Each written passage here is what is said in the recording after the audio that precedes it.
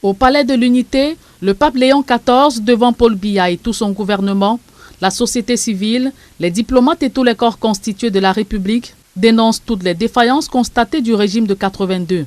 En premier, la malgouvernance dans la gestion des affaires publiques, ruinée par la corruption, les détournements de fonds et l'accaparement de toutes les ressources naturelles du pays par une poignée de dirigeants.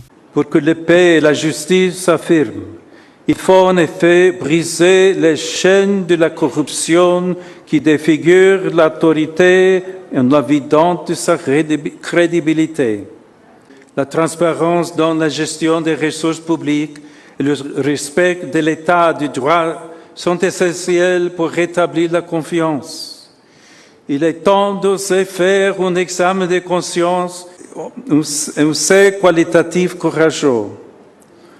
Que les institutions justes et crédibles deviennent des piliers de la stabilité. Face à ce parterre de personnalités, le souverain pontife cite la violation des libertés civiles et politiques, le musellement des leaders de partis et des organisations de la société civile, dont la fermeture du réseau d'organisations de défense des droits de l'homme en Afrique centrale en est une parfaite illustration. Dans cette perspective, servir son pays, c'est se consacrer avec un esprit lucide et une conscience intègre, au bien commun de tous les peuples, de la majorité et des minorités, dans leur harmonie réciproque. Dans cette prise de parole sans complaisance, le 267e pape de l'Église catholique romaine soulève les conséquences du conflit armé qui paralyse depuis 9 ans déjà le nord-ouest et sud-ouest avec son lot de milliers de morts, 800 000 déplacés internes et près de 700 000 réfugiés au Nigeria.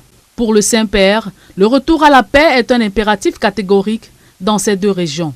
Les tensions et les violences qui ont frappé certaines régions du nord-ouest, du sud-ouest et de l'extrême nord ont causé de profondes souffrances. Face à des situations aussi dramatiques, j'ai, au début de cette année, invité l'humanité à rejeter la logique de la violence et de la guerre pour embrasser une paix fondée sur l'amour et la justice.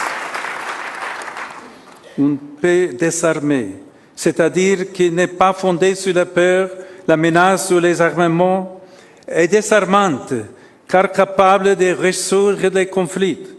Dans cette interpellation de tout un peuple, Léon XIV demande à la jeunesse de se dérober de la vie facile en consacrant leur vie à Dieu dans la quête des efforts collectifs à l'édification de leur pays.